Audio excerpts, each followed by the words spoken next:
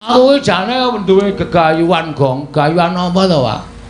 Aku ki rak urip ning alam donya iki dadi tukang momong. Baby sister. Apa? Baby sister. Werkudara genahno kuwi, Gah. Arjuna genahno mboten kemawon. Niki lho sing tukang momong lho. Ya udu babi, baby. Kresna kok muni baby ngono. Ya wagu. Do tak pancing do kewetu. Bapakne tukang momong. Bapakne iku nek gelem dadi dewa teng ayangane wis mukti ngawibawa Nyakrawati mbau denda. Ning bapak mboten kepengin dadi dewa. Uripe pancen dienggo momong. Para satriya-satriya sing ateteken ati suci, pepayung budi rahayu. Kados ta para Pandhawa. Mula bapak momong Pandhawa niku senenge ra jamak-jamak. Napa bapak tahu njaluk undakan bayar? Mboten tahu. Bapak njaluk kepengin urip sing murwat? Mboten tahu. Bapak uripe kere ya dilakoni, bapak uripe rekoso ya dilakoni. Ning sebab apa kok bapak niku betah momong Pandhawa? Merga bapak niku seneng srawung karo wong apik. Seneng srawung karo wong becik. Ana tetembungan saapik-apike wong nek kleru srawunge srawung karo wong ala mesti katabetan watak ala. Ning sak ala-alane menungsa nek seneng srawung karo wong becik suwe-suwe dadi wong apik. Ngoten? Iya, Bagus. Nggih. Mula bapak niku biyen tekan saiki sing disrawungi Nalendra satriya sing ateteken ati suci pepayung budi rahayu. Kados ta Prabu Rama ana maling. Kuwi lho, sapa jenenge mungsuhe Dasamuka kuwi apa? Rama Wijaya. Heeh. Rama Wijaya kok nganti dadi lagu ana Rama ana maling. Rama Wijaya lan sak turu-turunipun kula niki ya ngeteti karo bapak. Lah, sing suwe dhewe niku momong Pandhawa. Wiwit Pandhawa kuncung nganti gelung. Wiwit Pandhawa cilik nganti gedhe, wiwit Pandhawa jabang nganti claprang. Bapak momong karo Pandhawa. Mergane apa? Bapak niku seneng nek cedhak karo wong apik. Iya, Bagong. Bapak niku ya mikirke negara Ngamarta. Terus bapak ngendika ngenten iki, Ngamarta iki mbiyen negara sing apik lho. Sing becik lho. Negara Ngamarta iki negara sing gemah ripala jinawi. Negara Ngamarta iki dumadi saking pirang-pirang pulau iso nyawiji dadi siji. Ora ana rasa regejegan, ora ana rasa padha padudon kabeh ayom ayem tentrem. Ning kok saiki Ngamarta kok beda karo mbiyen ya, Gong? Bapak ngendika ngoten niku. Ngamarta saiki ngendi-endi padha regejegan ming perkara sithik kowe padha antem-anteman padha gelut. Pun. Lah iki nek aku ora temandang karya Ngamarta iki engko remuk, nek Ngamarta remuk aku sing diseneni para dewa. Mula aku janjane sesasi ora kepengin ngomong ki aku mung mikir kepengin bangun kayangan. Bapakmu nggih. Yen ngono bapakmu bakal bali dadi Jawata. Mboten. Bangun kayangan niku mboten bangun papan sing magrong-margong dumadi saka Jamrut Air Mutiara Gergene Jamrut Mutiara Hergene. Ning bangun kayangan niku bangun jiwane para kawula sak negara Ngamarta supaya uripe kados dene wonten kayangan. Kayangan niku tebih saking regejegan adoh saka memungsuhan, anane ming nikmat mupangat adoh saka suker sakit, gemah ripah ayem tentrem, manunggal tetunggalan tunggal cipta rasa karsa lan karyane. Ngono Bagong. Nggih. Lah terus kok bapak meneng wae merga syarate angel e. Syarate napa, Pak? Syarate iki aku kudu ngedhep pusaka. Pusaka Ngamarta 3 cacahe. Apa wae, Bagong? 1. Tumbak. Wah, apa ya lali aku. Melarat. Tumbak baru kelindeng. Aku iki gobloke nang kene iki lho. Jane aku iki wong sregep ning ora kelingan lho. Ora iso nyimpen tembung tumbak kara welang. Nah, tumbak tempe kara. Kara welang. Tumbak kara welang. Payung mota. Tunggul Naga kalih sijine Pustaka Jamret Putri. Ya ora nata. Wah, diagelan celmongan ning kraton. Orang ora apal Jamus kok Jamrut. Heeh. Jamus Kalimasada. Mula sowan kula sanipun Prabu Puntadewa menika ingkang sepisan inggih menika nyuwun ngampil pusaka 3, tumbak Kara Welang, payung Tunggul Naga, pustaka Jamus miyang jimat Kalimasada. Niku ajeng kula boyong teng Karang Kadempel dadi syarat srana bapak anggenipun bangun kayangan. Iya Bagong, banjur kowe mau matur wigatine apa dene kowe duwe niat pribadi kelawan aku. Nah niku cekaos mawon kula nyuwun kawelasan. Tegesipun kula nyuwun dana prabeya ngoten mawon mboten saged diubeng-ubengke. Ya wis mengko gampang Bagong. Nggih. Werkudara. Nggih. Piye Dimas? Aturing Kyai Semar lumantar Bagong iki mau miturut kowe piye? Yen miturut aku gegayuhane Semar mau apik, gayane Semar mau luhur. Mulane pancen bareng kakangku ikhlas lan aku ya nyarujuki. Pusaka 3 negara Ngamarta, payung Tunggul Naga, tumbak Kara Welang, pustaka Jamus jimat Kalimasada. Paringna marang Semar lumantar Bagong. Diwen Semar bangun negara Ngamarta, embane urip ana ing kayangan. Luhur temen gegayuhane Semar Badranaya. Menawi ingkang rai semanten ugi Koko Prabu mboten nama kula arep-arep pisang nanging menapa dados ngendikanipun Kakang Mas Yudipati kula mathuk miwan sarujuk Koko Prabu semanten ugi kula Prabu menawi dados gegayanipun Kakang Semar menika sae monggo paduka pareng maringaken pusaka 3 menika kala wau. Nggih monggo Koko Prabu paduka pareng maringaken pusaka 3 menika kala wau Koko Prabu. Bagong wonten dawuh kabeh para Pandhawa wis sarujuk Panakawan. Wah, jan lega ati kula. Semar nang ngenten iki terus waras. Nek ngonten mboten sangentosi mangke bibaring pasewakan kepareng dinten iki kula nyuwun supados pusaka 3 menika kula aturi maringaken sakmangke mugia badhe kula boyong wonten Karang Kadempel dados syarat srana wewangunanipun bapak anggenipun bangun kayangan sinuwun. Yayi wonten dawuh mangke riyen kula badhe rembakan kaliyan Bagong. Nalindra mbek marwa sing sang mangyat kurda kata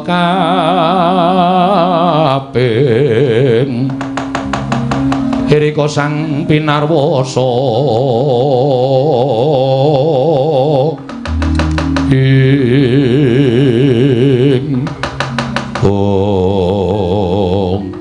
Yayi, Koko Prabu wonten timbalan. Mestinipun menawi badhe paduka tindakaken menika kala wau kedah dipun petang kanthi nalar ingkang ganep. Dipun gelar tuwin dipun gulung sampun ngantos tuna ing tembe wingkingipun. Menapa ta sababipun kula matur ing kados mekaten? Amargi setunggal namung derajatipun Semar kemawon kula nuwun sewu kula mboten badhe ngiyas kaliyan Kakang Semar. Kula mboten badhe ngembe kan Kakang Semar babar pisan mboten namung Kakang Semar menika mestinipun ngila dhateng kawontenanipun. Namung derajate ngaceplik wong loro saudon telu saurupan wujudipun Semar kok badhe nyuwun ngampil pusaka negari Ngamarta 3 cacahipun. Tumbak Kara Welang, payung Tunggul Naga, pustaka Jamus miyang jimat Kalimasada. Kula nuwun mapunten. Nadyan sedaya sampun sami prisa bilih Semar menika dewa Ngejawantah. Menika panitisanipun Sang Hyang Bathara Ismaya. Nanging Semar menika kedunungan kulit daging mongko gesangipun sak tataning jalma wantah. Sing jeneng menungsa menika dunungan ina lali salah apes kelawan mati. Kuwatos sing manah kula menawi anggenipun Kakang Semar mbetahaken pusaka 3 cacahipun menika kala wau. Sengadi kinarya pawadan badhe ambangun kayangan nanging gadhahi ancas gegayuhan sanes. Kados to upami Semar menika mangke sasampun kedunungan pusaka 3 menika kala wau tumunten kepengin mukti ngawibawa Nyakrawati Mbau Dendha. Semar kepengin urip mulya kebak derajat lan pangkat. Sinten ngertos jer Semar menika namung menungsa lumrah. Mila kedah dipun taliti langkung merpati dipun petang sampun ngantos buntung tembe wingkingipun. amargi kedung jero iso dijajaki ning atine menungsa sapa sing ngerti lho Yayi.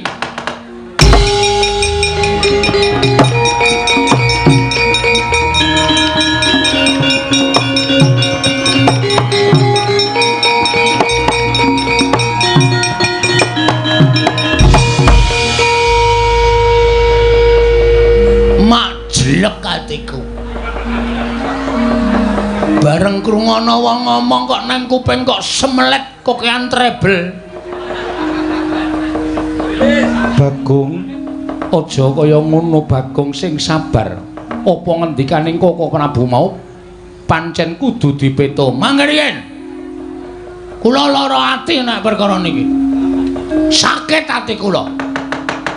Lah kok dadi ana wong sing ora percaya karo lahir batine bapak kula niku teng ati kula ngrasake lara tenan. Nek Semar niku gelem dadi wong duwe derajat, nek Semar niku gelem dadi wong duwe pangkat, ora sah kampanye wae do nyoblos Semar kabeh tak. Ning Semar niku mau wong kedunungan derajat. Derajat pangkat niku tumrape Semar mung sampiran. Derajat pangkat bondo donya niku dudu ancas gegayane bapak urip ana ngalam padhak. Niku kelara-lara. Bagong sing sabar menang. Wah. Sorry. Wong emosi iki mbah karangan. Ana sing emosi ngene iki mbah. Karo sapa-sapa kaya ora wedi. Nuwun sewu sinuwun, sampean ngendika pripun? Lho. Aku mung kepengin Yai Prabu Darma Kusuma kuwi emut kanan-kananing Kakang Semar. Bapak kirang pripun kali para Pandhawa? Kula tak takon. Bapak kurang piye karo para Pandhawa? Aku tak takon karo sampeyan kres. Lho. Kok malah kurang ngajar karo aku ratu. Ratu wae tuwa aku mbangane Kresna. Mula aku ora basa karo kowe ora masalah. Ora ana walate. Sampeyan nglarake ati kok. Bapak Nyuwita Pandhawa niku kula wis matur ngarep to, ora golek bayar, ora golek pangalembana, ming netepi kewajiban minangka dadi pamomong. Bapak niku pengen bangun kayangan niku tulus lahir batin. Nyatane bapak omong kalih kula niku karo mbrebes mili mripate. Niku tegese pancen lahir batin bapak kepengin bangun kayangan. Kok ana ratu sing ngandani bapak kepengin duwe derajat pangkat, sarana kepengin melek pusaka 3. Ya kuwi pusaka Tumbak Kyai Pleret. Nesu kok kleru. Aku ya ora nesu kok. Aku turu wis kok kleru kok. Lho, kok turu mlebu omahe tanggane ngerti-ngerti glesang. Ditendang sing lanang aku. Lho kok nang kene. Dadi sampean kok dadi tekan semono le mikir. Bapak niku nek gelem dadi dewa, sampean mung titising Bathara Wisnu. Wisnu niku anake Bathara Guru. Ha ngerti aku. Semar iki sapa? Sang Hyang Ismaya. Ismaya iki sapa? Kakangane Bathara Guru. Lah kowe iki mung dadi anak keponakane Semar kok glelengmu liwat ukur to. Upama ditonton iki dhuwur derajate dhuwur Semar karo Prabu Kresna. Bagong, aja wani karo Koko Prabu Ndorowati. Sampeyan menengi ora? Wah, kowe malah nantang karo aku. Niki luapan emosi. Ati kula, ampun melu-melu to. Niki perkara kula karo perkarane Prabu Kresna. Wong jaba ora entuk melu-melu. Awas wae omong. Kethoki kukumu. Wah, aja.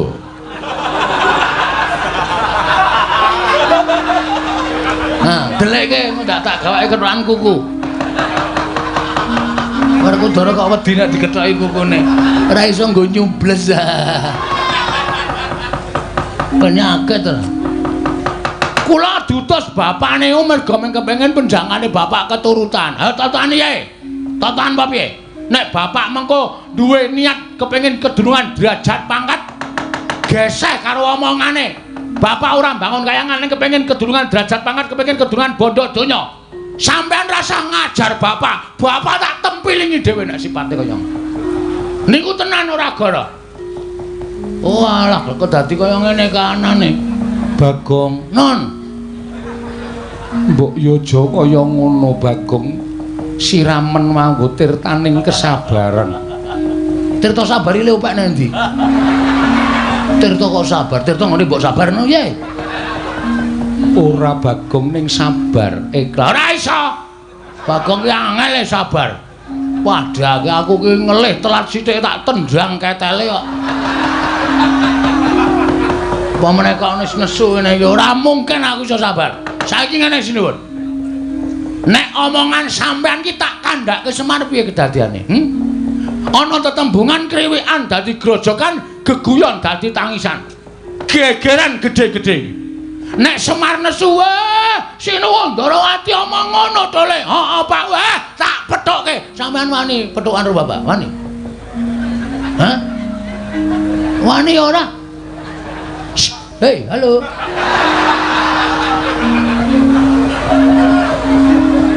Wani ora? Nek nganti sampe iso ngalahke bapak aku meguru karo sampean 20 taun. 20 taun yakin. Ora guyon. Nek koso baline sampean nek pancen wani mangendika Bagong ucapku iki kandhakno Semar. Kula mulih saniki ora nggawa tumbak ora masalah. Ora nggawa payung ora masalah, kula nggawa mantel. Ora nggawa pustaka Jamus Klimasada ora masalah. Ning sing penting aku iso lapor karo bapane. Bapak nang kene diarani sing werna-werna. Bapak nang kene diarani macem-macem. Ya ngono apa piye? Hah? Penyakit ora? Ya wonten dawuh golekno wedang aku ngelah. Oh nggih. Tanggo bengok-bengok ngelah ya. Wontenipun namung akiyu. Lho. Imban goblok. Goblok. Aku akiyu. Hah, muni ae. Ya ngono wae. Nek pancen sampean kendel mawon iku teges sampean mengiyakan. Napa sing kula aturke? Sinuwun, nyuwun pamit kula lapor kare Bapak sinuwun. Ning pasewakan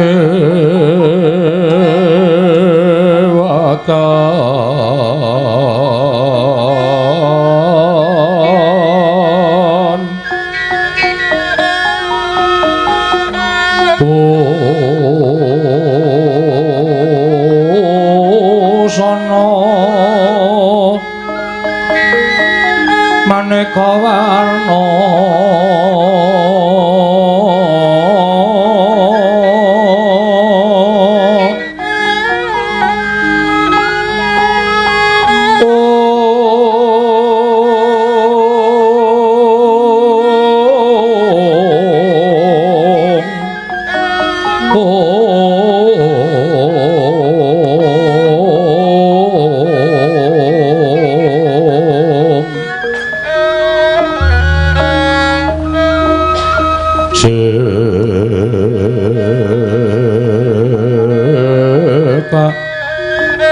puspiteng udyana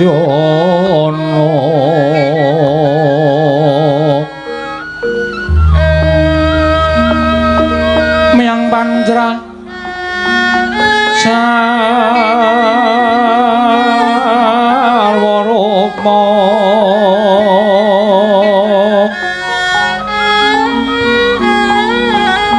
ranggeng manik nara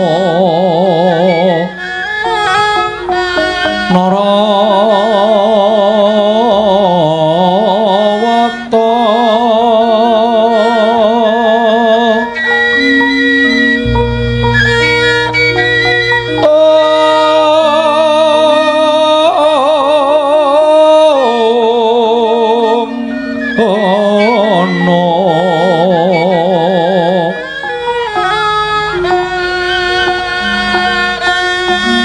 Prabanya kang sumerat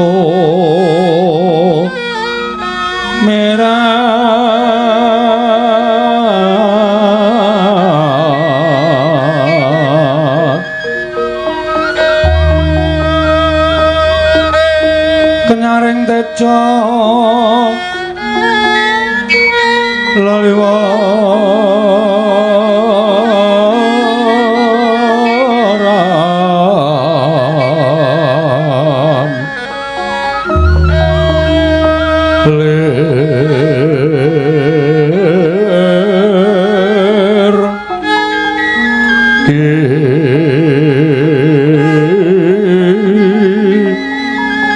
siring tadet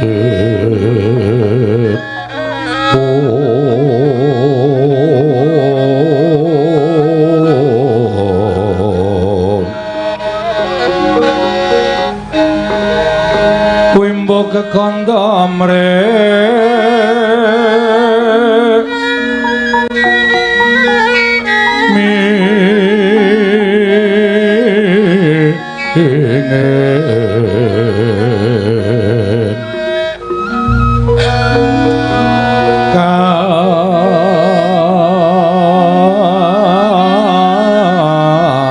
tiuping maruto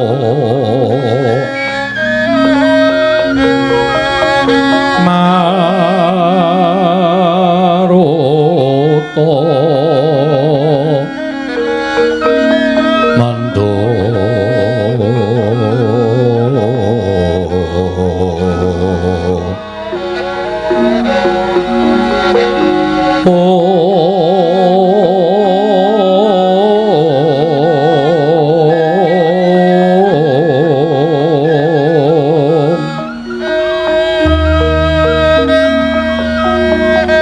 saparan mangambar pongas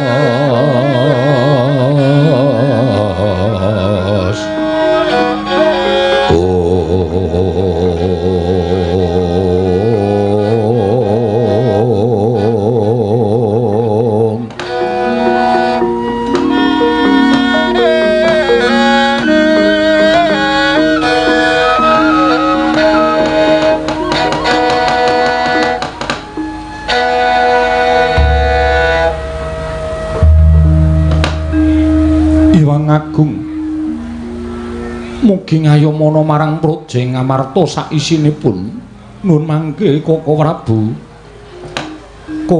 Ndorowati dereng sawetawis dangu rawuh paduka Kanjeng Koko Prabu ingkang rayi Ngamarta ngaturaken pasegan panakrami kunjuk sandhapepada paduka Kanjeng Koko Prabu jimat sesemban kula Koko Prabu pengayoman kula ing Ndorowati Koko Prabu Sri Bathara Kresna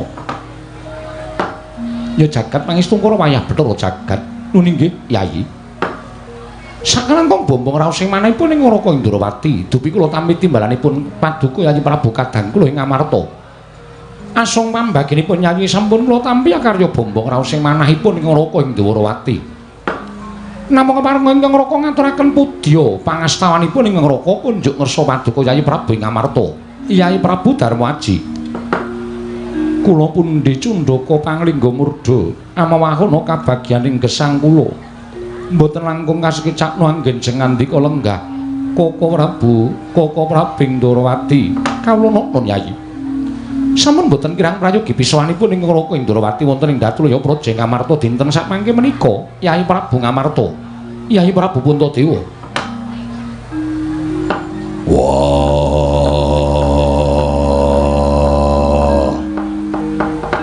Kresna kakangku aku ngaturake basa aku katura Kresna kakangku kadangipun Kakang Yayi Werkudara siadi atur bekti kalawan pun Kakang wis ndak tampa kanthi lega legawaning penggalihan pun Kakang ora liwat pangestunipun Kakang ing Ndorowati Tampanana ndak gegem dadekake jimat ora liwat prayoga nunggon lenggah Kresna kakangku Werkudara iya kaya wis ora kurang kepenak praptanipun Kakang ing Datulaya Praja ing Ngamarta dina samengko iki Koko Prabu nadaning ingkang raying Madukara pun Janaka kula ngaturaken sembah sumenging pangabektinipun ingkang rayi kunjuk sandhapada paduka Kanjeng Koko Prabu Ndorowati Yayi Arjuna ndak tampa ora liwat pangestunipun Kakang Tampanana Yayi Panengah kula pundi nggo jimat paripih dayana ing kasantosan mugi kasekecakno anggenjeng ngandika lenggah Koko Prabu Ndorowati Yayi Arjuna kaya wis ora kurang kepenak praptanipun Kakang ing Praja Ngamarta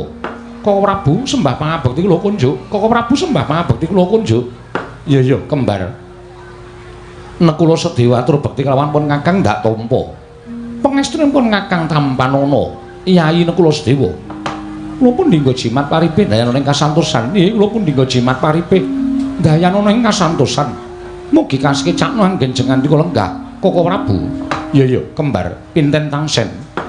Kaya wis ora kepenak praptaning pun Kakang ana ing Brajeng Amarta dina samengko iki Yayi Nekula Sedewa. Koko Prabu sasampunipun lenggah ingkang langkung prayogi wonten ing Datlaya Brajeng Amarta dinten sak mangke menika sewu-sewu kalpatanipun ingkang rayi tadah wadana. Anggen kula wantun amboyongi dhateng Paduka Kanjeng Koko Prabu minangka dados kadang kula werda. Ing mestinipun Pandhawa kepareng sowan wonten negaring Durawati.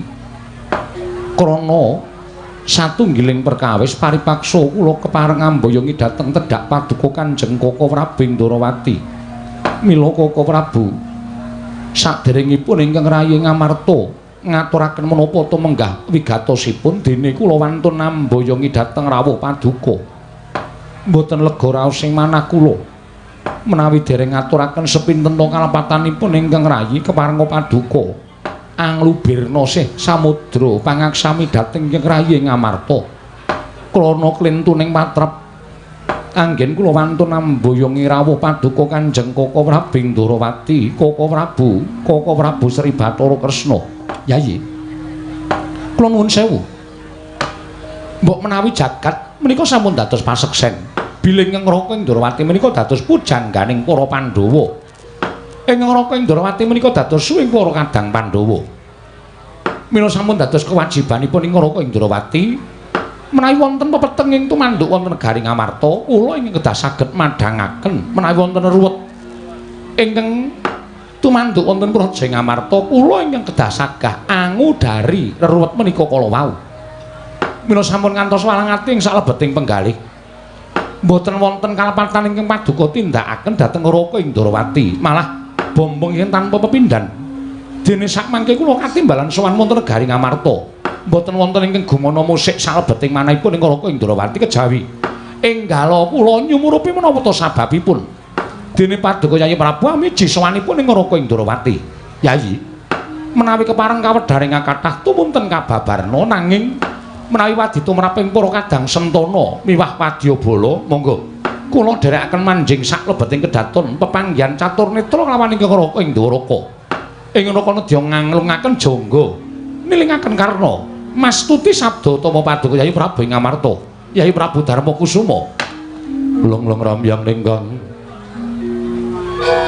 Driya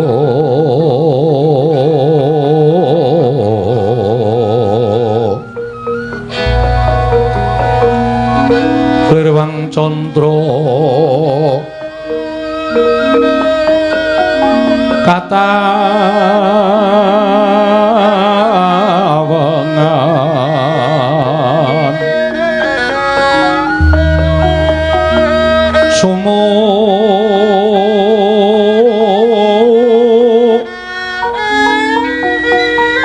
Tias katu ritan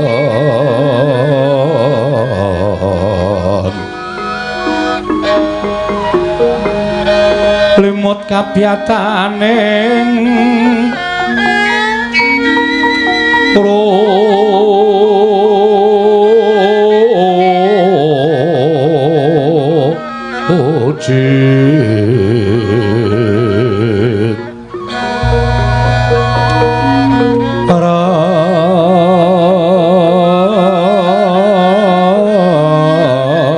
Mendri ya ma nawung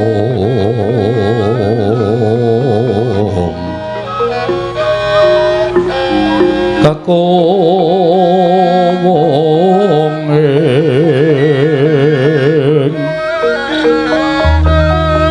kakoweng wang wisesa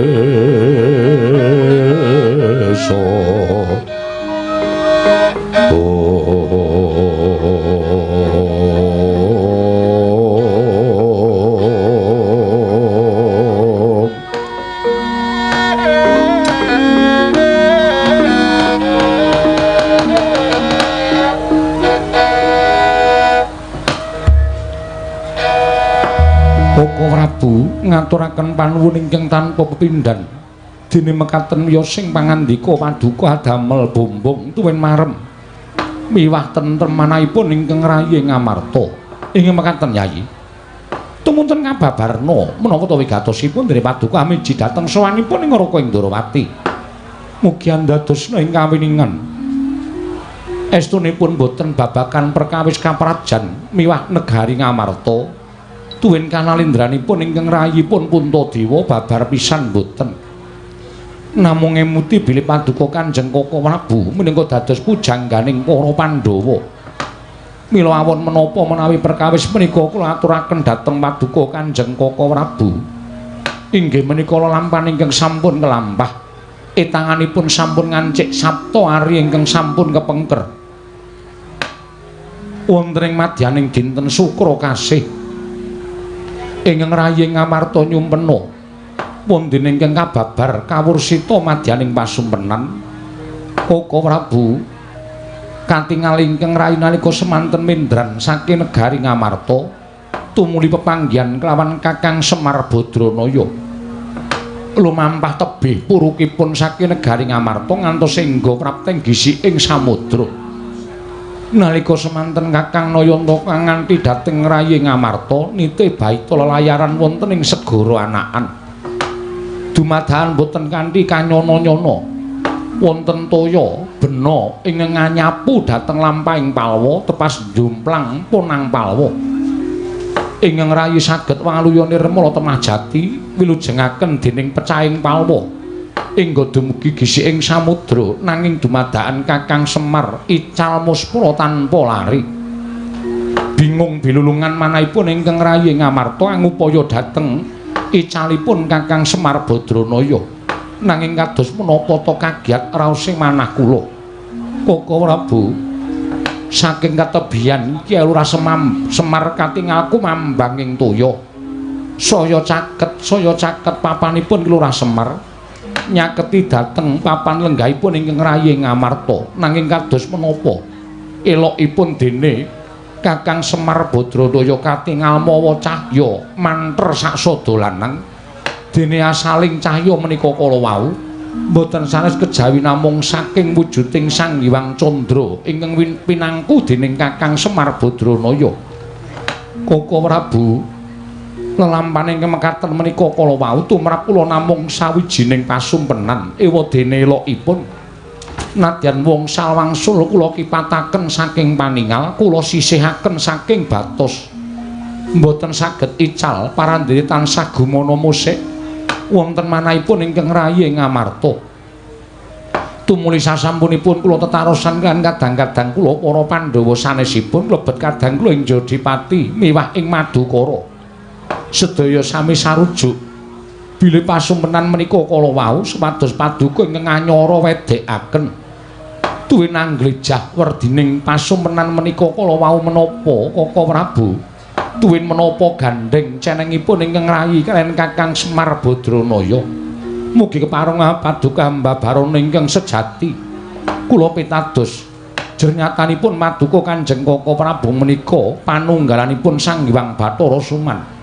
Mboten mantra-mantra lenggahing nata ing Dwarawati nanging kados dene tumedhaking Sang Hyang Bathara Wisnu ing nedyandum pepadang tumrapipun ingkang rayipun Darma Kusuma. Koko Prabu Dwarawati jagat wasisaning Batra Wayahpura jagat. Nuwun sewu Yayi. Mboten nami kula menika badhe ngongasaken dhateng awak kula piyambak menika babar pisan mboten namung sedaya menika sampun prisa bilih kula menika pujangganipun para Pandhawa. Kula menika suwing para kadang Pandhawa. Monggo sareng kula timbang-timbang sareng kula petang sawanipun ing Raka Indrawati menika wonten negari Ngamarta jebul pinanggihipun namung kinen nyara wadhekaken babagan pasumpenan. Nuwun sewu. Menawi tumrap ingkang Raka Indrawati menika bab pasumpenan menika kula nuwun sewu. Menika saben jalma nglampahi saben titah ingkang tasih gumlar wonten ing jagat tasih kedunungan kulit daging menika tertentu nglampahi ingkang sinebut pasumpenan menika kala wau. Turta babagan pasumpenan menika nuwun sewu ngelmu ingkang enteng, ngelmu ingkang ngandhap. Nanging sabab menapa perkawis menika dadak teka paduka ambayongi dhateng Raka Indrawati. Kresna kakangku, Werkudara piye? Aja sok ngentengke babagan ilmu. Sing jeneng ilmu tumrap aku iki kabeh ana werdine, kabeh ana pigunane. Nadan mung sak derma wujuding ngelmu impen. Nanging tumrap aku akeh para sepuh, akeh para piyayi. Iki padha ngendikake lelakoning menungsa ning jagat kadang kala sinasmitan wujuding pasumpenan. Mula aja sok gampang ngremehke lawan babagan impen. Kresna kakangku didhawuhi utawa disuwun rawuh mrene ing wigati merdekake babagan pasumpenan. Impen disandang dening barep kakangku kuwi werdine apa? Aja malah mbok entengake. Werkudara, nggih. Kewajibaning pun kakang kuwi dadi suwing para kadang Pandhawa. Besok kuwi yen ta wis tumapak perang gedhe Bratayuda pun kakang kuwi bakal angemongi para Pandhawa. Ora kok uripe Natandrawati iki mengkon glejah babagan impen. Lah kok epeh temen gedhoane. Ing atase aku ki Ratu Gung Binathara, mongko kabeh jagat wis padha ngerti yen ta Natandrawati iki titih Sang Hyang Bathara Wisnu. Keraya-raya pun kakang sowan negara Ngamarta lah kok ming disuwuni priksa babagan impen. Lah apa negara Ngamarta iki kurang wong ngerti babagan pasumpenan. Si Adi kuwi wis tau tate ketemu karo dewamu, ya kuwi Sang Ruci Bathara. Ngelmuning Werkudara kuwi seprapat jagat wis tamat. Sapa ta ing ngungkuri marang ilmuning Werkudara? Ora ana. Kawruh kasampurnan panunggal, sastra cetha paripurning wangsit, sastra jendra pangruwating yu kabeh wis kinukup dening Dimas Werkudara. Lah kok ming babagan impen kok dadak mboyong kelawan sowaning pun kakang kuwi apa ora jeneng mirang-mirangke to Yayi? Apa Pandhawa kuwi ora ngerti babagan werdining pasumpenan? Semono uga Janaka. Saiki aku tak takon, Arjuna kuwi ya kurang apa coba? Janaka tau tate dadi pendhita. Janaka tau tate dadi suwijining resi. Mongko ya limpat ing kawruh, limpat ing ilmu. Nanging sabab apa ming babagan impen wae lah kedadak mboyongi kelawan pun kakang. Ora usah dadakaken gelem sing tanpa guna. Saiki ngene wae. Kowe ora usah dadak ngorek-orek karo alaning wong liya. Ora usah dadak ngonceki karo githoke wong liya. Mung kari kowe gelem merdekake apa ora? Yen pancen kowe gelem merdekake gage werdine apa? Ning yen kowe ora gelem merdekake, ndak sebut ora kok ora gelem, nanging pancene kowe ora ngerti babagan pasumpenan. Kowe ora ngerti werdine impen. Lho, pun ngakang ngerti, nek ngerti rasa kakehan gunem. Gage ngendika werdine apa? Sambung rapete apa karo Punta kakangku? Sambung rapete apa karo negara Ngamarta? Jagat waisaningku Bathara. Ya, Werkudara. Nggih. Mara midhaketna sabdaning pun kakang. Kaya ngapa tak ngrungokke pangandikaning Kresna kakangku? Yayi, kula wonten pangandika ing adhawuh Kaka Prabu. Pasumpenan ingkang paduka lampahi menika kala wau wancinipun ing dinten Sukra kasih. Mestinipun wonten wanci, Kaka Prabu. Pasumpenan kula manjing wanci ing ndara dasih utawi puspa tajem. Tegesipun impen ingkang badhe kababar dados kasunyatan. Menawi tela mekaten pasumpenan paduka menika sakmangke wonten gandeng cerengipun karo negari Ngamarta sabab paduka Yai Prabu menika makutaning bangsa Ngamarta. Paduka menika ing mangreh negari Ngamarta. Mila wonten madaning pasumpenan menawi paduka nyumpena babagan paduka Yai Prabu piyambak menika ateges badhe wonten sasmita ingkang tumanduk wonten negari Ngamarta. Wondene babagan Kakang Semar menika mangke ugi boten gandeng cenengipun kaliyan kawontenan negari Ngamarta. Kawontenan Praja Ngamarta Yayi. Milih saking menika saking pangintenipun ing Raka Indrawati kawontenan Ngamarta menika mangke boten badhe pisah kaliyan kawontenanipun Kakang Semar duka. Menapa ing badhe lumampah lan menapa ing badhe tumindak kula mboten saged matur mergi tasih sinengker dening panguwasaning Dat Kamurwing Dat Yayi Prabu Ngamarta. Sigra-sigra yen permana kanca sigra ngrake nawang sesangka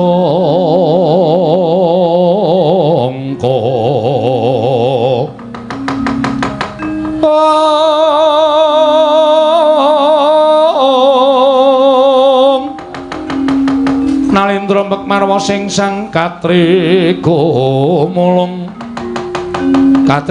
mangrempak ing wadya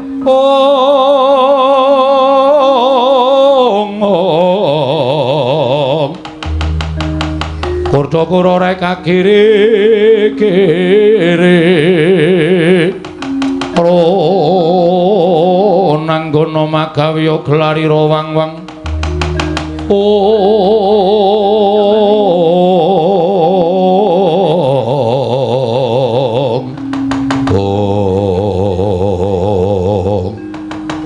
nalika semanten legek ing driya nata ing Amarta Prabu Darmakusuma dupi midhangan sabdanipun ing Kalaka ing Ndrawati tuh nalindra ingkang wicaksana wasis ndadosaken kagiat jroning driya nata ing Amarta Prabu Darmakusuma datan mubah datan musik nglenggahi kanyut minangka wardu kanut ujane ganten wardu jarwa kecong nah durung abang durung manding dasaring pertolo kasaru geger njaba piyak ngarsa tangeping mriko seban blonamu apa to kang dadi darunane ora numatan perkara Gajah Mada saka Wandilan kejawi namung sawanipun utusan saking Karang Kadempel nenggih putra ing Karang Kadempel atmajaning Lurah Semar Badranaya atmajaning Lurah Semar Badranaya ingkang wuragil iki Lurah Bagong nyerpepeh pindha sata Mataram anak karya cingak kang samya mulat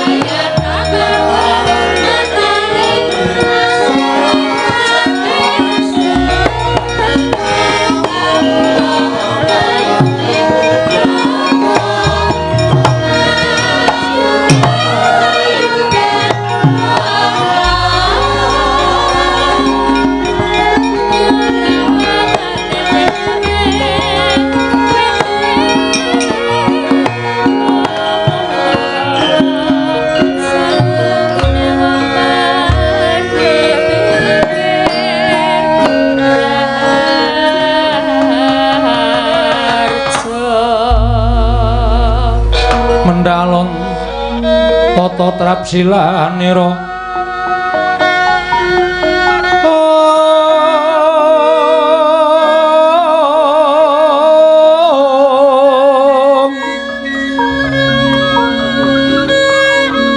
ngacomaken astanira kalih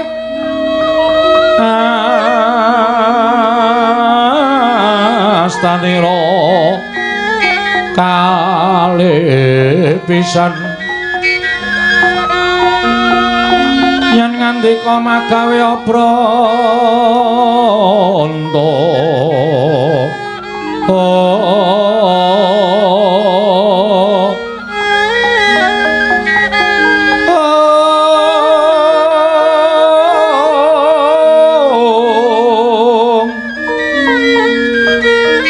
yen ngandika magawe apranta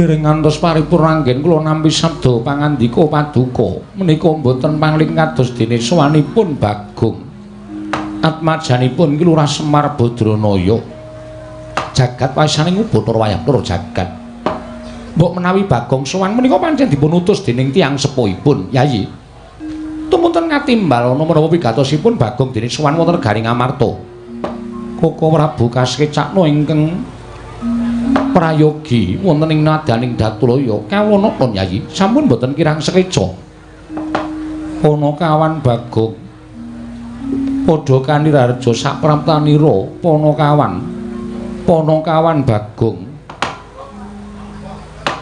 Nunamet pasang Kalimantabe tinebena ing iladune dumawahing tawang towang sinuwun linepatna ing Tulamanu kepareng kula ngaturaken sembah sumungkeming pangabekti kula kunjuk Raharja saklakumu niring sambikala tebih saking rubeda sesuk meneh nek sowan Alendra kuwi aja mung nganggo kathok tok Bagong sing nganggo tata krama sing nganggo sopan santun niki wau jane komplit sandangan kula ning dadak mandheg lapangan ngunggahke panggung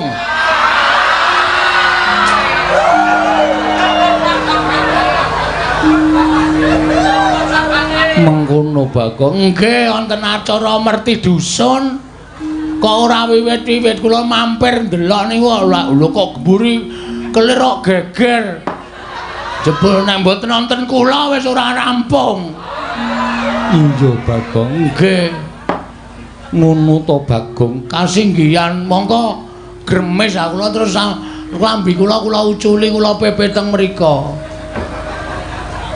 lah kok ora tok gawa pengko nek ilang lah sampean ngijoli lho mengarep gorek sing anyar mekaten sinuwun prayoga nanggonmu lungguh sampun mboten kirang sekeca panakawan Bagong padha rarja sapraptamu sinuwun Darawati iya Bagong nggih pangestunipun sinuwun Kresna wilujeng lampah kula bekti kula kunjung nggih sinuwun iya Bagong pangestuku tampan ana panakawan kula pundi nggo jimat paripeh ndahyanana ing kasantosaning ira iya lho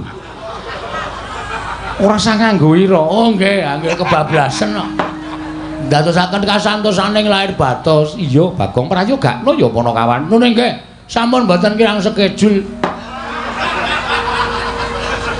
Panakawan Bagong Badararja sapraptamu Ndara Werkudara iya wilujeng den bekti kula kunjuk iya prayogakna nuning nggih yen dudu kowe tak kira ora bakal entuk munggah ana ing Datulaya ing atase Panakawaning Pandhawa munggah menganggo kathok nek gandeng kowe Panakawan Pandhawa mesti dipenehi palilah karo para nayaka Punggawa sing jaga ana ing sakjabaning rangkah nuning nggih ada wedi kalih kula niku abdi kinasih iya prayogakna nuning nggih Bagong Raharja sapraptamu Ndara Janaka iya Bagong wilujeng bekti kula kunjung nggih Den iya tak tampa Panakawan Bagong padha raja sapraptamu Bagong padha raja sapraptamu wilujeng Ndara Kembar bekti kula kunjung iya Bagong pangestuku tampan ana iya Bagong pangestuku tampan ana nuning nggih sanget anggen kawula mundi yem kowe ora mbagake apa yem tobat ki ora Bagong wilujeng wah pangestumu apik wah jan saya lemu wae inggih terus pundi kabaripun apik sehat aku ya wis ora kekurangan apa-apa ya mung kurang sandang pangan inggih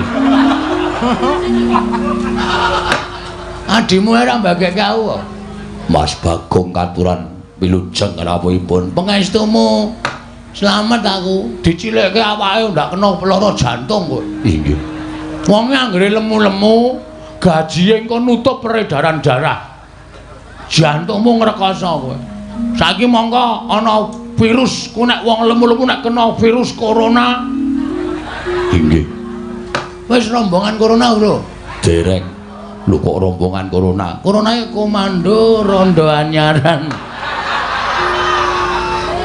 mboten kula tetep setya bekti kalian semah kula bagus panen yo ngono kuwi sing jeneng wanita kuwi jarwa dasake wani ditata ta nggih kudu wani ditata karo Kyai Kakung merga wong lanang iki nek do ngarani Gusti Allah katon ngono ae tangan tengene sing gawe urip mula wong wedok nek nganti wani karo wong lanang dosane tumpuk undung ora ana pangapura nggih ngono nggih ngestakaken dawuh aja sok wani diblanja pira-pira manut nggih aja sok protes nggih wani karo wong lanang diazab Ponokawan Bagong wonten dawuh sinuwun ana wigati apa dene sira sowan mongko tanpa tinimbalan apa saka awakmu dhewe apa saka diutus dening bapakmu Semar sepisan kepareng kula ngaturaken tebah Siti Sekol salawuhe kowe iki nek ora iso basa iki rasa sok basa tebah Siti Sekol binung teling ron klapa maksud kula ngoten niku tebah Siti Sekol binung teling ron klapa apuren to hambok bilih wonten lepat kula anggen kula munjuk atur sanipun sinuwun Prabu Darma Kusuma ora dadi ngopo Ponokawan matur sembah nuwun ingkang sepisan kula menika ngaturaken sembah sungkem gandeng sampun dipun tampi angka kalih kula ugi dititipi Bapak Semar ngaturaken sembah sungkem kalih Ndara Puntadewa iya Bagong tak tampa angka 3 kula dititipi sembah sungkem kalih Nala Gareng Kang Mas kula iya tak tampa Bagong angka 51 kula dititipi sungkem kalih kakang kula Petro katur sinuwun Prabu Puntadewa iya Bagong tak tampa angka salajengipun kula dititipi sembah sungkem bojo kula iya Bagong nah sak teruse sungkemipun garwanipun Mas Gareng mugi kula aturi nampi iya Bagong tak tampa garwani kula pancen diutus Bapak Semar dene angka 2 kula duwe sedya pribadi kali sinuwun Prabu Puntadewa ning sing ajeng kula aturke niku sing wigati riyin nggih menika kula dipun utus Bapak Semar diwangsuli karo Bapak Ming Mendel mawon terus kula sowan jane ana ngapa to Pak nek Gareng ngopo Bagong klebon kewan cilik-cilik niki lho mula cangkeme aja ombo-ombo ha ukurane wis semene kok rumane ha kula matur karo bapak jane bapak iki ana ngapa to bapak iki sebabe ngapa kok meneng wae ngene ya Pak tak kandhani nek bapak mbiyen ki gula mentah anak aku isih cilik Gareng isih cilik Petro isih cilik iki dadi tanggungane wong tuwa ning nek bocah-bocah wis do mentas kaya ngene iki kudu bocah sing duwe tanggungan nanggung uripe wong tuwa mongko kala-kala bocah saniki ora duwe perasaan kaya ngoten niku malah kadang kala kon ngrumat wong tuane wae kono rumaten aku sibuk aku ora sempat mongko wong tuane wis ora iso mlaku lempoh nang ndi-ndi dadak digendong akeh bocah sing ora gelem ngrumat wong tuane kaya ngoten niki akeh lah kula aja nganti dilokke kaya ngoten niku arep bapak kula niki wis tuwek nek duwe kekarepan ya kudu kula minangkani iso ngluluske gegayane bapak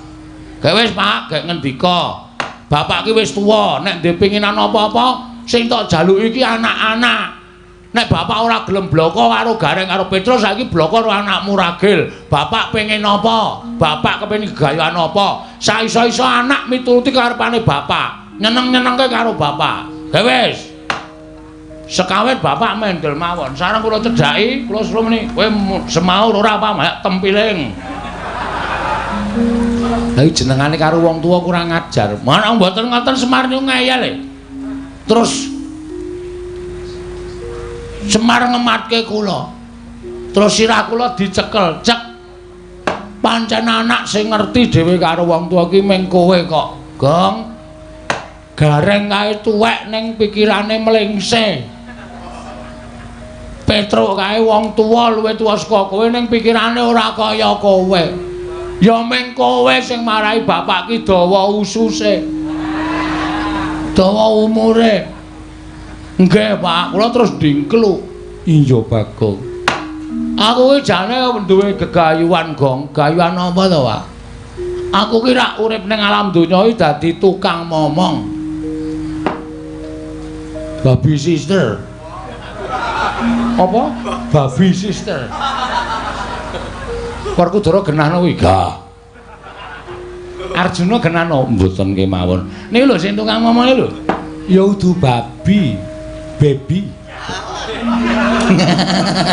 Kresna kok muni baby ngene. Ya wagu. Do tak pancing do kewetu.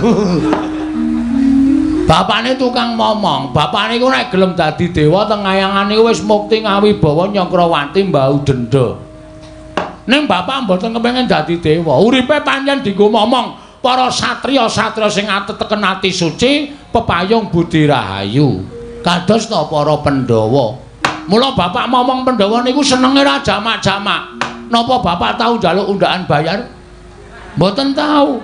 Bapak njaluk kepengin urip sing murwat? Mboten tahu. Bapak uripe kere ya dilakoni, bapak uripe rekoso ya dilakoni. Ning sebab apa kok bapak niku betah momong Pandhawa? Mergo bapak niku seneng srawung karo wong apik. Seneng srawung karo wong becik. Ana tetembungan saapik-apike wong nek kleru srawunge srawung karo wong ala mesti katabetan watak ala. Ning sak ala-alane menungsa nek seneng srawung karo wong becik suwe-suwe dadi wong apik. Ngoten? Iya, Bagus. Nggih. Mula bapak niku biyen tekan saiki sing disrawungi Nalendra satriya sing ateteken ati suci pepayung budi rahayu. Kados ta Prabu Rama ana maling. Sop kuwi lho, sapa jenenge mungsuhe Dasamuka kuwi apa? Rama Wijaya. Heeh. Rama Wijaya kok nganti dadi lagu ana Rama ana maling. Rama Wijaya lan sak turu-turunipun kula niki ya ngerti karo bapak. Lah sing suwe dhewe niku momong Pandhawa. Wiwit Pandhawa kuncung nganti gelung, wiwit Pandhawa cilik nganti gedhe, wiwit Pandhawa jabang nganti celaprang, bapak momong karo Pandhawa. Mergane apa? Bapak niku seneng nek cedhak karo wong apik. Iya, Bagong. Bapak niku ya mikirke negara Ngamarta. Terus bapak ngendika ngenten iki, Ngamarta iki mbiyen negara sing apik lho. Sing becik lho. Negara Ngamarta iki negara sing gemah ripala jinawi. Negara Ngamarta ki dumadi saking pirang-pirang pulau iso nyawiji dadi siji. Ora ana rasa regejegan, ora ana rasa padha padudon kabeh ayom ayem tentrem. Ning kok saiki Ngamarta kok beda karo mbiyen ya, Gong? Bapak ngendika ngoten niku. Ngamarta saiki ngendi-endi padha regejegan ming perkara sithik kowe padha antem-anteman padha gelut. Pun lah iki nek aku ora temandang karya Ngamarta iki engko remuk. Nek Ngamarta remuk, aku sing diseneni para dewa. Mula aku janjane sesasi ora kepengin ngomong ki, aku mung mikir kepengin bangun kayangan. Bapakmu nggih. Yen ngono bapakmu bakal bali dadi Jawata. Mboten. Bangun kayangane kuwi mboten bangun papan sing magrong-margong dumadi saka Jamrut Hermutiara Gergene, Jamrut Mutiara Hergene. Ning bangun kayangan iku bangun jiwane para kawula sak negara Ngamarta supaya uripe kados dene wonten kayangan. Kayangan iku tebih saking regejegan adoh saka memungsuhan, anane ming nikmat mupangat adoh saka suker sakit, gemah ripah ayem tentrem, manunggal tetunggalan tunggal cipta rasa karsa lan karyane. Ngono Bagong. Nggih. Lah terus kok bapak meneng wae merga syarate angel e. Syarate napa, Pak? Syarate iki aku kudu ngedhep pusaka. Pusaka Ngamarta 3 cacahe. Apa wae, Bagong? 1. Tumbak. Wah, apa ya lali aku. Melarat. Tumbak baru kelindeng. Aku iki gobloke nang kene iki lho. Jane aku iki wong sregep ning ora kelingan lho. Ora iso nyimpen tembung tumbak kara welang. Nah, tumbak tempe kara. Kara welang, kara welang. Tumbak kara welang. Payung mota. Tunggul naga kalih sijine Pustaka Jamrut Putri. Ya ora nata. Wah, diagelan celmongan ning kraton. Orang ora apal jamus kok jamrut. Heeh. Jamus Kalimasada. Mula sowan kula sanipun Prabu Untadima menika ingkang sepisan inggih menika nyuwun ngampil pusaka 3, tumbak kara welang, payung tunggul naga, pustaka jamus miyang jimat Kalimasada. Niku ajeng kula boyong teng Karang Kadempel dadi syarat srana bapak anggenipun bangun kayangan. Iya Bagong, banjur kowe mau matur wigatine apa dene kowe duwe niat pribadi kelawan aku. Nah niku cekaos mawon kula nyuwun kawelasan. Tegesipun kula nyuwun dana prabeya ngoten mawon mboten saged diubeng-ubengke. Ya wis mengko gampang Bagong. Nggih. Werkudara. Nggih. Piye Dimas? Aturing Kyai Semar lumantar Bagong iki mau miturut kowe piye? Yen miturut aku gegayuhane Semar mau apik, gayane Semar mau luhur. Mulih yen pancen bareng kakangku ikhlas lan aku ya nyarujuki. Pusaka 3 negara Ngamarta, payung tunggul naga, tumbak kara welang, pustaka jamus jimat Kalimasada. Paringna marang Semar lumantar Bagong. Diwen Semar bangun negara Ngamarta embane urip ana ing kayangan. Luhur temen gegayuhane Semar Badranaya.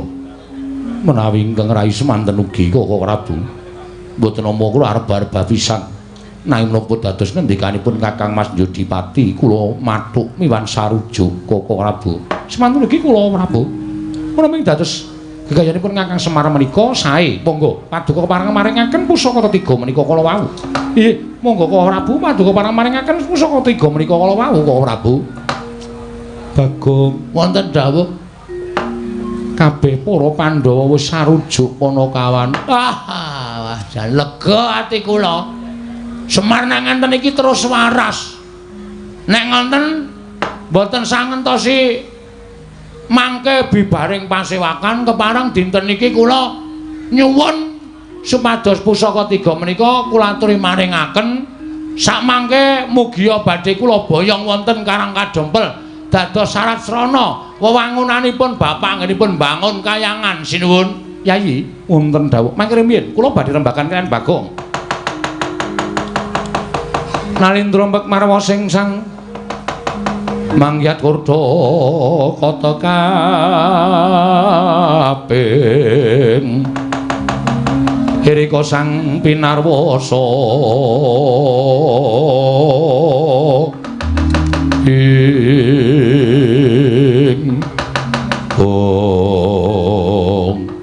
Yayi, Koko Prabu wonten timbalan. Mestinipun menawi badhe paduka tindakaken menika kala wau kedah dipun petang kanthi nalar ingkang ganep. Dipun gelar tuwin dipun gulung sampun ngantos tuna ing tembe wingkingipun. Menapa ta sababipun kula matur ing kados mekaten? Amargi setunggal namung derajatipun Semar kemawon kula nuwun sewu kula mboten badhe ngiyas kan Kakang Semar. Kula mboten badhe ngembe kan Kakang Semar babar pisan mboten namung Kakang Semar menika mestinipun ngila dhateng kawontenanipun.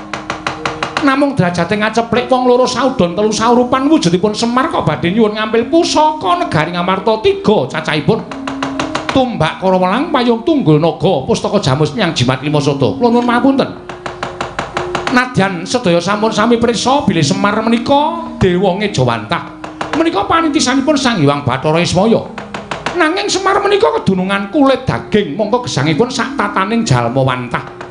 Sing jeneng menungsa menika dunungan ina lali salah apes kelawan mati. Kuwatos sing manah kula menawi anggenipun Kakang Semar mbetahaken pusaka 3 cacahipun menika kala wau. Sengadi kinarya pawadan badhe ambangun kayangan nanging gadhahi ancas gegayuhan sanes. Kados to, upami Semar menika mangke sasampun kedunungan pusaka 3 menika kala wau tumunten kepengin mukti ngawibawa Nyakrawati Mbau Denda. Semar kepengin urip mulya kebak derajat lan pangkat. Sinten ngertos jer Semar menika namung menungsa lumrah. Mila kedah dipun taliti langkung merpati dipun petang sampun ngantos buntung tembe wingkingipun. Amargi kedung jero isa dijajaki ning atine menungsa sapa sing ngerti lho Yayi.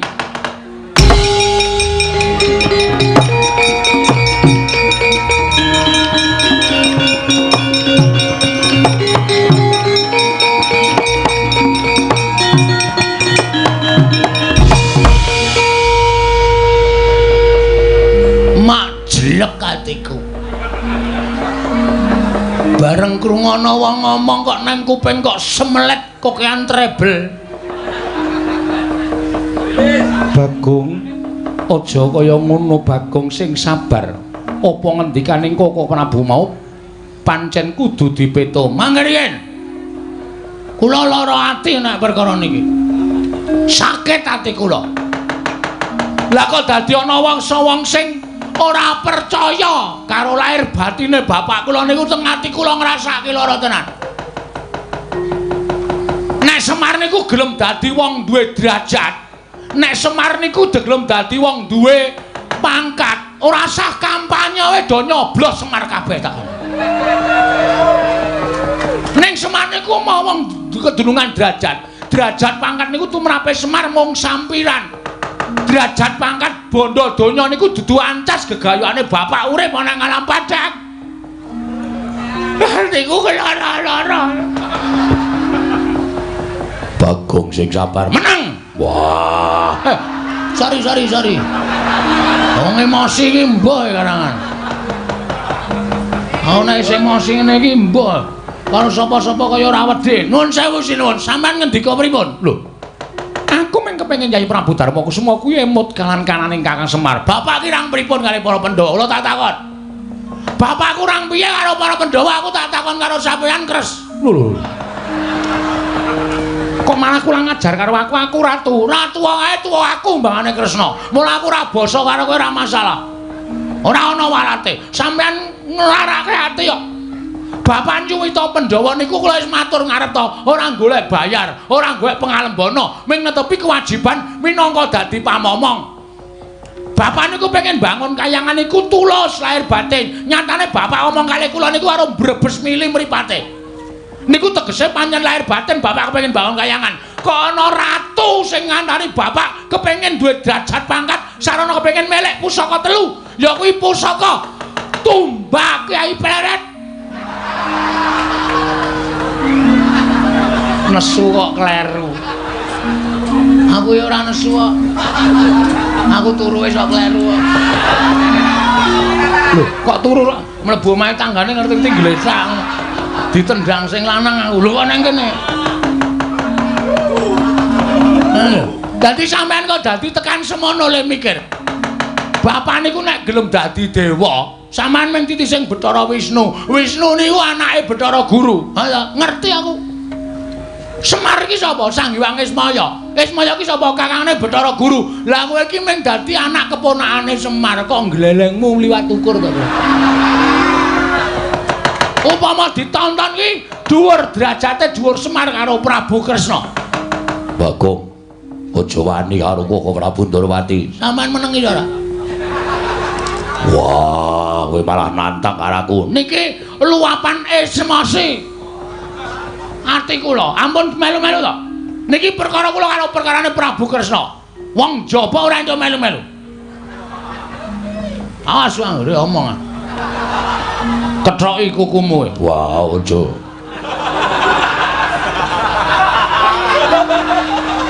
Nah, deleke ndak tak gawake kethokan kuku.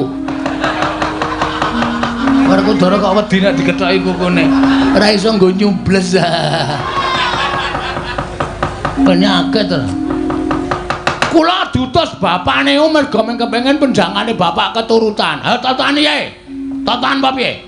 Nek bapak mengko duwe niat kepengin kedunungan derajat pangkat geseh karo omongane. Bapak ora bangun kayangan ning kepengin kedunungan derajat pangkat, kepengin kedunungan bondo donya. Sampeyan rasa ngajar bapak. Bapak tak tempilingi dhewe nek sipate kaya ngono. Niku tenan ora gara. Oh alah kok dadi kaya ngene kanane. Bagong, Non. mbok yo aja kaya ngono Bagong. Siramen manggo tirtaning kesabaran. Tirta sabar iki opek nang ndi? Tirta kok sabar? Tirta ngene mbok sabarno piye? Ora Bagong ning sabar, ikhlas. Ora iso. Bagong ki angel sabar.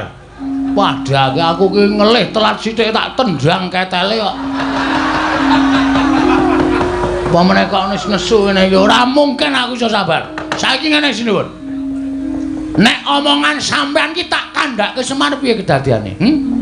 Ana tetembungan kriwikan dadi grojokan geguyon dadi tangisan. Gegeran gedhe-gedhe. Nek Semar nesu Sinuwun Ndarawati omong ngono to Le. Heeh, Pak. Wah, tak pethokke. Sampeyan wani pethokan karo Bapak? Wani. Hah? Wani ora? Hei, halo.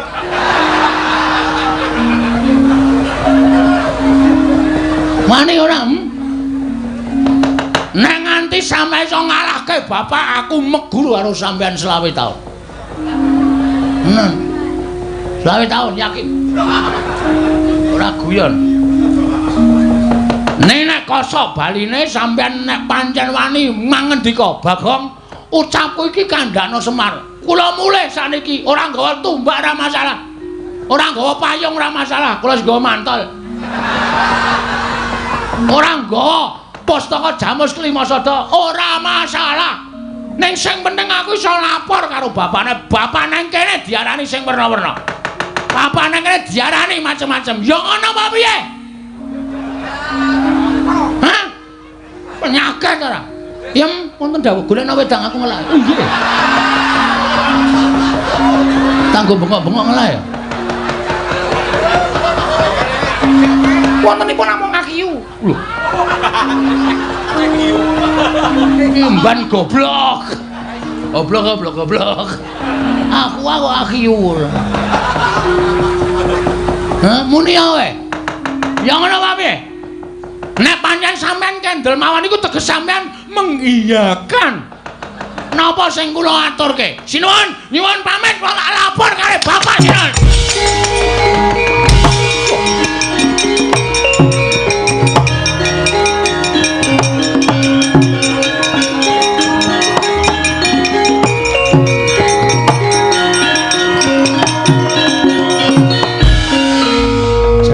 Bathara jagat pangestu ngoro.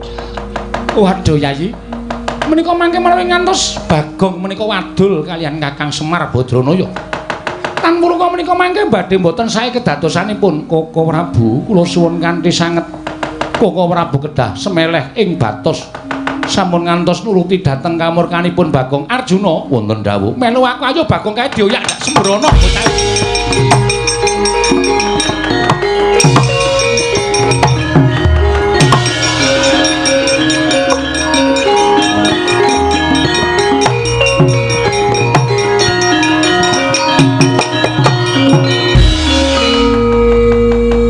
Saking pisuwanan iki lho Bagong binujung dening Nata Ndarawati.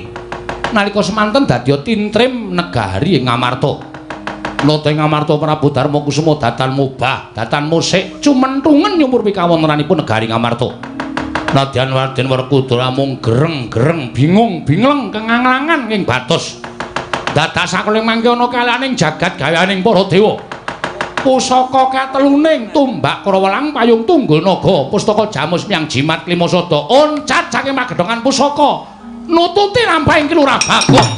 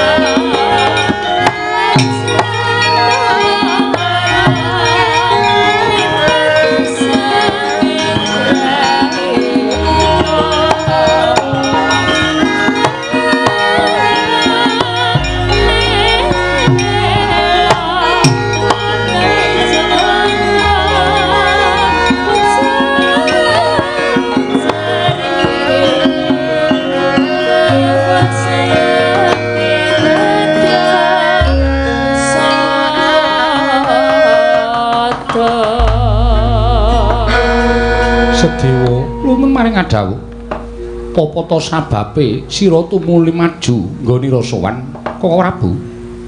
Menapa Koko Prabu mboten ngawuni-ngani lampan ingkang edap-edap itu nang elok-eloki bab ingkang ngendi pun Kakang ora wuninga Yayi ora gil.